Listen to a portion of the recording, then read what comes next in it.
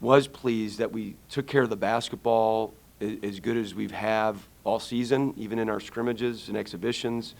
And we had really some nice contributions from a number of guys. So this was a very good win for us. Coach, is the second half you were alluding to, is that the offensive rhythm that you're really looking for from your team? Yeah, I thought we took advantage of stops better. Like, we got a couple runouts, we got a couple open looks, we had a couple second opportunities, and we just played better, more efficient basketball. Like, the looks that we got in the second half were just more makeable shots. I thought we did a little bit too much off the dribble in the first half. Of course, they were scoring too, and so, we're playing against a set defense.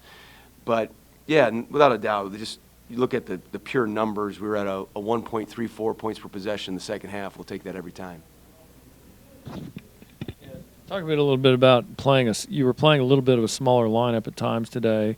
Talk a bit about, just dictate who you're playing, who you think your matchups, or how does, what's the thought process on that?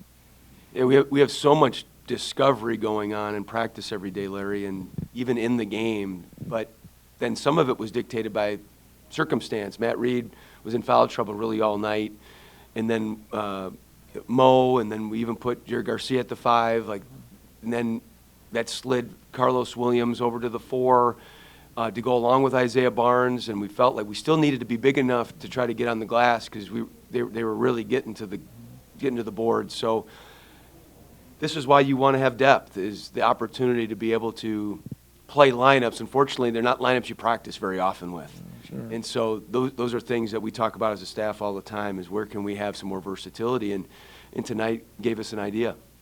And if you could talk about talk about Isaiah a little bit. You talked to me about him before, but just about how he played today. Yeah, no, I thought he was terrific, and you talk about having a double-double. 16 points, 10 rebounds. We had him matched up with Wicks on the other side a lot. Both him and Carlos did a lot of that guarding, but he doesn't make a lot of mistakes. He drives it hard when there's an opening. He can make an open shot. He can attack the basket, and then he's big enough to be able to get in there and get some rebounds too. So just really happy for him. He's worked really, really hard for this, and so happy to see him produce like this. And also Kobe, obviously, he has 27 points. It's not anything unexpected but just talk about how he played today. He's just such a dynamic player, and he's the guy that you've got to give him some freedom to be able to make plays. And he'll make a mistake here and there, but it's with the right intent of whether it's a turnover or driving a gap. But he got to the foul line. Of course, we'll take 4 of 8 from 3 every night, and he has the ability, 6 assists, 1 turnover. He just played a complete game. He was really the engine tonight for us, and of course the way that he guards the ball defensively, he's I think one of the real good ones out there. Talk about the day that Carlos Williams had. He had a very productive 18 minutes for you. Well, again, I think so many times that opportunity, when it presents itself, you need to be prepared for it. And he's had some really good moments in practice. We've practiced him mostly at the small forward spot, and then we slid him over today because of necessity. And I thought he did some nice things. He's a very explosive athlete, and you saw the one dunk that he had. He's strong.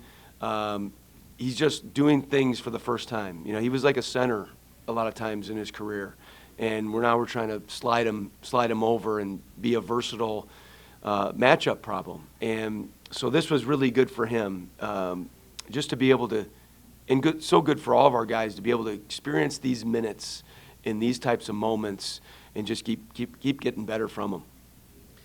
You hold Incarnate Word to 29% from the field. Does that speak to your team's defensive intensity throughout the game?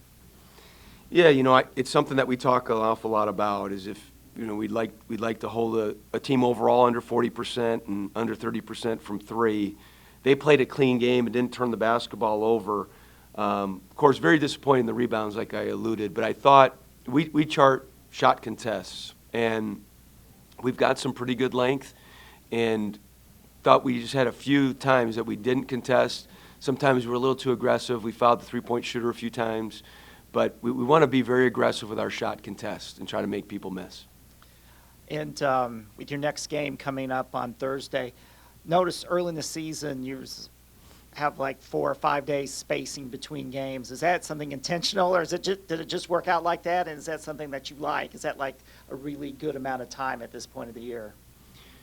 Well, we try to be intentional with everything we do, and sometimes scheduling takes you to different areas that you just have to play games. We were very intentional trying to play early games at home.